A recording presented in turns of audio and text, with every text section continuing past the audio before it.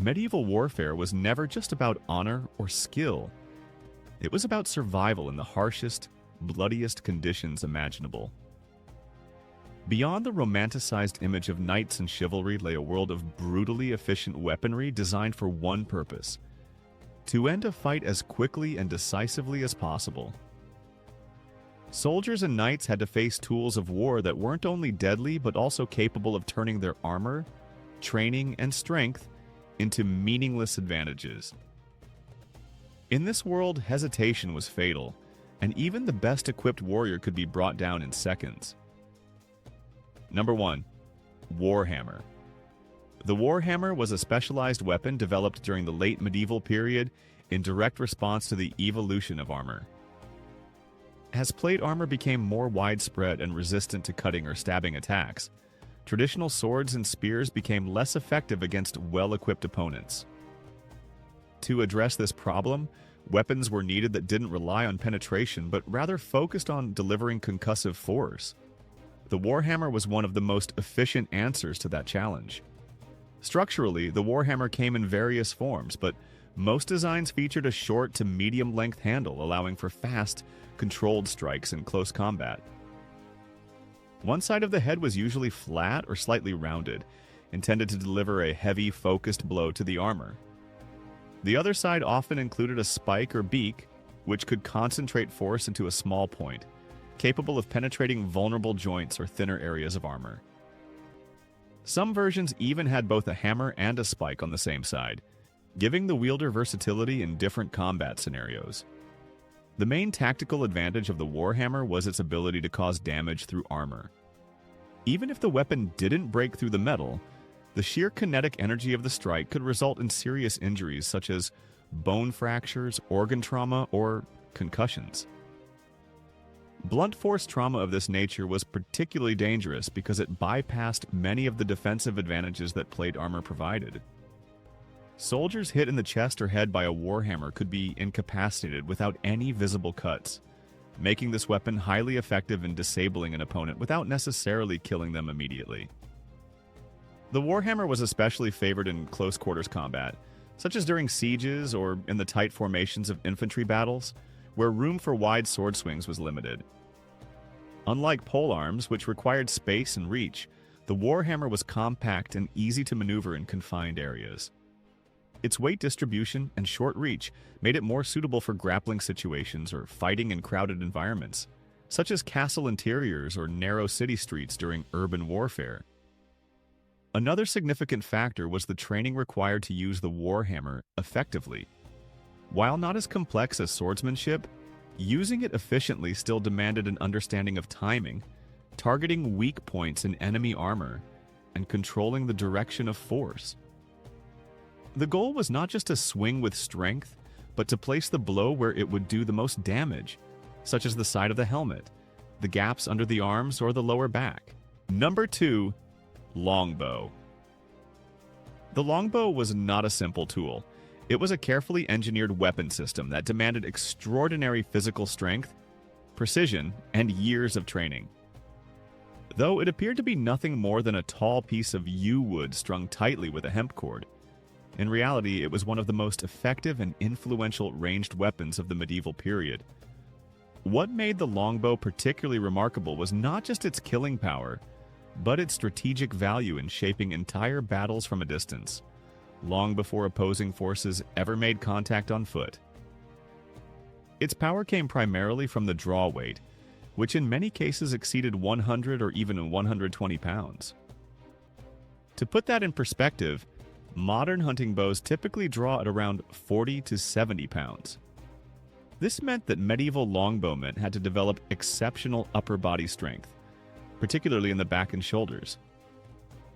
Over time, their skeletons even adapted to the physical stress, which has been confirmed through archaeological findings of archer remains showing enlarged bone structures on one side of the body. But strength alone wasn't enough. Accuracy was just as important. An archer had to be able to judge wind, distance, and elevation on instinct, often in the chaos of a battlefield where conditions were constantly shifting. Longbows had an effective range of up to 250 yards for aim shots, and in mass volleys they could reach even farther. This made them especially useful in open battlefields, where terrain allowed for extended sight lines. One of the most documented and devastating uses of the longbow was at the Battle of Agincourt in 1415, where thousands of English archers positioned behind wooden stakes unleashed wave after wave of arrows onto French forces bogged down in muddy terrain. The results were catastrophic. Cavalry and heavily armored knights were cut down before they ever had a chance to engage. Arrows penetrated through mail and sometimes even through thinner plate sections, especially at close or downward angles. Unlike crossbows, which were easier to learn and slower to reload, the longbow required consistent practice from a very young age. In fact, laws were put in place in medieval England, requiring boys to train with bows from childhood. This national investment in training produced a core of archers who were not only physically capable but mentally conditioned for battle.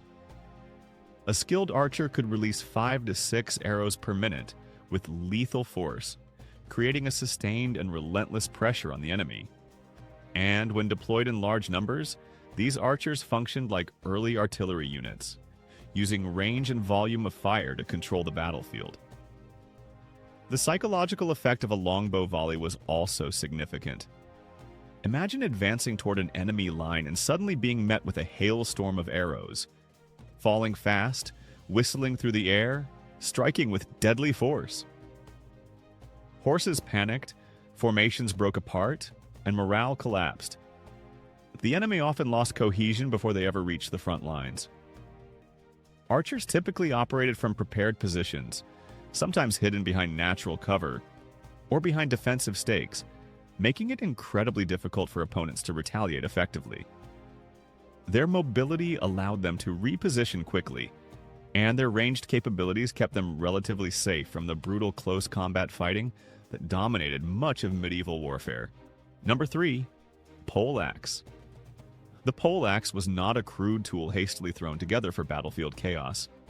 It was a deliberately crafted and highly functional weapon that evolved in direct response to the widespread adoption of full-plate armor. In a period where traditional swords and spears began to lose their effectiveness against increasingly well-armored opponents, the poleaxe stood out as a versatile and balanced solution, equally capable of offensive strikes and defensive maneuvers. It was neither overly specialized nor limited to a single purpose. Instead, it offered a variety of combat options, all built around a strong central shaft and a multi-headed striking surface. At its core, the poleaxe combined 3 different attack components: an axe blade for cleaving strikes, a hammer or blunt head on the opposite side for delivering crushing blows, and a top spike used primarily for thrusting. These features weren't ornamental or redundant. They were chosen specifically to give the wielder a response to nearly any kind of armor or fighting stance. Against opponents in chainmail or lightly armored units, the axe blade could inflict deep wounds or amputate limbs. When facing plate armor, the hammer side delivered blunt force trauma that could break bones, dent armor, or disorient the enemy. The spike allowed for narrow penetration, especially in weak spots like armpits, visors, and joints. Importantly, the poleaxe wasn't just about the head. The wooden shaft, often around 5 to 6 feet long, served both as a weapon and a tactical instrument. Fighters could use it as a lever to hook behind knees or elbows, trip opponents, or manipulate their movement. The length gave reach without making it unwieldy, and the shaft could also be used defensively to block, redirect, or jam enemy weapons. Skilled combatants frequently adjusted their grip, choking up for close-range fighting or extending out to maintain distance in open ground. This grip control made the poleaxe particularly effective in duels and structured combat, such as judicial duels or tournaments, where techniques were refined and precise. Knights and professional soldiers favored the poleaxe because it met the real needs of combat in the late Middle Ages. Unlike swords, which had limited effect against armor, the poleaxe was purpose-built to deal with the realities of armored warfare. Its weight distribution allowed for solid, controlled strikes without sacrificing balance. While it may not have been as fast as lighter weapons, its ability to end a fight with one well-placed blow gave it an edge that many respected. It was not a weapon for brute force alone. It required timing, accuracy, and a deep understanding of leverage and positioning. The poleaxe also had a psychological dimension. Seeing an opponent approach wielding a weapon that could crush, hack, and impale with equal efficiency added another layer of tension to a fight. Its presence in combat signaled not just intent to win, but to dominate through precision and control. This reputation extended beyond the battlefield into the training grounds of professional fighters, where poleaxe techniques were often considered the pinnacle of weapon mastery due to their complexity and effectiveness. In the hands of a trained fighter, the poleaxe was a complete package, strong enough to damage any armor, adaptable in any situation, and reliable across various ranges of combat. Number 4. Flail. Among the more unconventional weapons of the medieval era, the flail occupies a unique place. Not because of how refined or popular it was, but because of how unpredictable and mechanically complex it could be in skilled hands. At first glance, the flail seems almost impractical. Its construction was deceptively simple: a wooden or metal handle, a length of chain, and a striking head, often spiked or reinforced with metal studs. That chain, however, was what completely changed the dynamics of the weapon compared to more rigid tools like swords, maces, or axes. Unlike fixed weapons that relied on direct impact through a solid connection between hand and striking surface, the flail introduced a pivot point, the chain, that allowed the striking head to move independently of the user's arm. This small detail created several major tactical advantages. Most importantly, it made traditional blocks and parries far less reliable. If an opponent raised a shield or sword to intercept a blow, the flail's head could curve around the obstruction, still making contact with the body. In some cases, it would strike the side or back of the head or shoulder, catching fighters off guard and rendering their defense ineffective. That bypassing ability gave the flail an edge in close combat situations, especially when opponents relied heavily on armor or large shields. However, the flail's effectiveness also depended heavily on the user's control and experience. The weapon's momentum was difficult to manage, particularly in confined spaces or when surrounded by multiple opponents. It demanded excellent timing, refined muscle memory, and a precise understanding of distance and rotation. Inexperienced users often lost control mid-swing, striking themselves or leaving wide openings for counterattacks. This steep learning curve limited its widespread adoption compared to more straightforward weapons. Still, for those who invested the time to master its mechanics, the flail could be a formidable part of their arsenal. In terms of raw impact, the flail was more than capable of inflicting serious damage. The spiked ball at the end of the chain, traveling at high speed, concentrated all of its kinetic energy onto a small point of contact. This made it especially dangerous even against armored opponents. A solid strike could dent or even puncture helmets, crush bones, or knock an enemy unconscious instantly. The spikes weren't just for show, they increased the chances of penetrating armor or causing bleeding wounds through vulnerable areas, such as the neck or joints. Even glancing blows carried enough force to disorient or disable an opponent, often disrupting formations in group combat. Strategically, the flail found its place in close quarters and chaotic battlefield scenarios, where formations were breaking down and quick, irregular movements could create openings. It was also valuable when dealing with mounted opponents or in narrow environments like castle halls or alleyways during urban fighting. Its flexible trajectory made it adaptable in tight spaces where larger polearms would be impractical. While it lacked the precision and control of a sword or the brute force reliability of a hammer, the flail thrived on confusion, movement, and opportunistic strikes. Number 5. Crossbow. The crossbow emerged as one of the most practical and transformative weapons of the medieval battlefield, not because it was elegant or fast, but because it was brutally efficient and easy to operate. In contrast to the physically demanding and time-intensive training required to master the longbow, the crossbow lowered the entry barrier to lethal ranged combat. With only basic instruction, a person with no prior military background could become capable of delivering a deadly shot with minimal effort. This shift represented a major turning point in medieval warfare, where skill and class began to matter, less than precision and mechanical advantage. Structurally, the crossbow consisted of a horizontal bow mounted on a wooden stock, with a mechanism for drawing and releasing the string. The bow itself, known as a prod, was typically made of wood, steel, or a composite of different materials, depending on the era and the region. The loading process involved placing a short, thick projectile called a quarrel or bolt onto a groove in the stock, then drawing the string back using a crank, lever, or other mechanical aid, locking it into position. When the trigger was released, the tension in the string launched the bolt forward at high velocity, concentrating a significant amount of energy into a compact and deadly point. One of the most important characteristics of the crossbow was its armor penetration capability.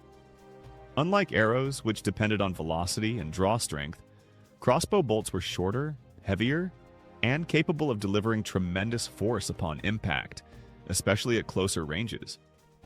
This made them effective against chainmail and, under the right conditions, even plate armor.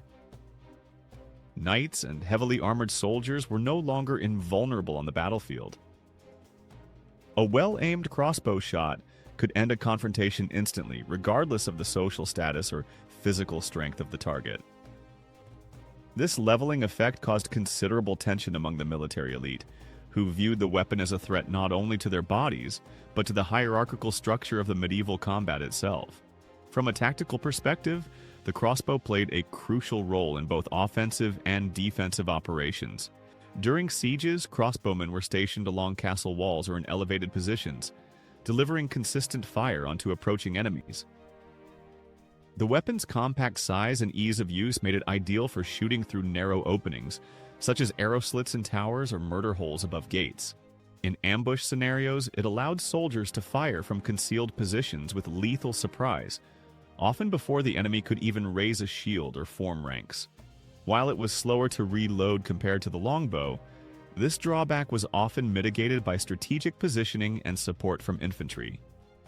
The psychological impact of the crossbow also shouldn't be underestimated. Knowing that even the best armor offered limited protection against its bolts created a persistent sense of vulnerability. This changed how troops advanced, how formations were structured, and how commanders approached planning. The presence of crossbowmen forced armies to adapt, often slowing their movements, increasing the use of cover, or prioritizing their elimination early in combat. Ultimately, the crossbow was a weapon that redefined who could be a threat on the battlefield.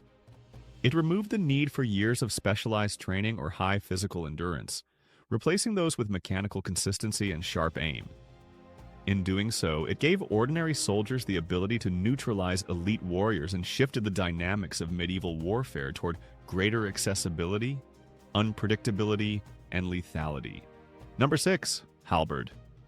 The halberd was one of the most practical and lethal pole weapons of the late medieval and early Renaissance period, valued for its multifunctional design and exceptional adaptability in combat. It combined the essential elements of several different weapons into a single unified tool. The stabbing point of a spear, the chopping edge of an axe, and the hooking function of a pole hook. This combination gave infantry soldiers a broad range of offensive and defensive capabilities, making the halberd an ideal weapon for the complex battlefields of its time, especially where formations, armor, and cavalry dominated the landscape. Physically, a halberd usually stood around 6 to 7 feet tall, allowing the user to engage opponents at a relatively safe distance. The long shaft, typically made of reinforced wood, supported a steel head that featured 3 primary components. At the top was a thrusting spike, useful for piercing armor or keeping mounted enemies at bay. One side of the head carried an axe blade, ideal for delivering slashing or chopping blows capable of breaking bones and damaging armor. On the opposite side, a hooked beak or spike could be used to pull riders from their horses, catch behind shields or limbs, or unbalance an opponent in close contact. One of the halberd's most significant advantages was its ability to counter cavalry, which was among the most dangerous threats faced by foot soldiers. A disciplined line of infantry armed with halberds could form an effective defensive wall, using the forward-facing spikes to dissuade or halt horse charges. If a rider got too close or was pulled down, the axe blade or hook could immediately be brought to bear in a lethal follow-up attack. This made halberdiers essential in formations, particularly when combined with pikemen or archers, as they filled the tactical gap between long-range defense and close-quarters engagement. Beyond its battlefield role, the halberd also gained prominence in ceremonial and guard duties. Its impressive appearance and imposing size made it suitable for elite palace guards and mercenary troops, particularly the Swiss mercenaries, who were widely respected for their discipline and fighting skill. These soldiers were extensively trained in using the halberd, not just as a weapon but as a symbol of status and control, often engaging in structured drills and combat scenarios to master the precise timing and movement the weapon demanded. Despite its size, the halberd was surprisingly maneuverable in trained hands. Users could switch between striking and hooking motions rapidly, adjusting their grip and using the shaft defensively to parry blows or redirect attacks. The weapon's versatility also allowed it to function effectively against both armored and unarmored targets. Against a lightly armored enemy, the axe blade could cause devastating injuries. Against a fully armored knight, the point could exploit gaps, and the hook could displace or control the opponent's movement before a finishing blow was delivered. In unit-based tactics, halberds offered excellent coverage in tight formations, allowing fighters in the second or third rank to contribute to the combat by attacking over the shoulders of those in front. This layering effect amplified the overall damage potential of a group of halberdiers, especially when used in coordination. Combined with proper spacing and timing, a group of trained infantry wielding halberds could dominate a battlefield zone, repel charges, and even break advancing lines with a mix of reach, force, and disruption.